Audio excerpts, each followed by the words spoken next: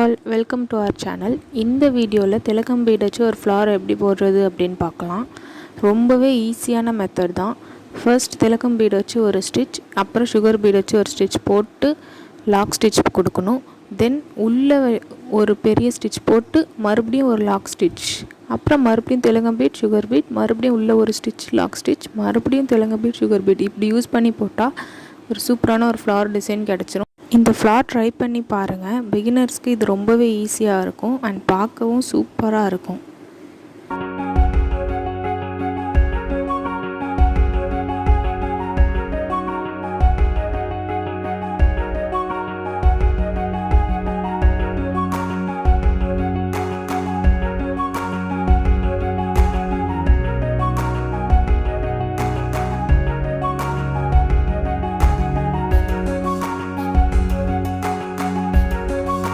And ஃபைனலாக end not போட்டுருங்க. யூஸ்ஃபுல்லாக இருந்தால் வீடியோக்கு ஒரு லைக் கொடுத்துருங்க. இந்த மாதிரி வீடியோஸ் இன்னும் வேணும் அப்படின்னா ரெட் ஹார்ட் கமெண்ட் பண்ணுங்கள். தேங்க்யூ.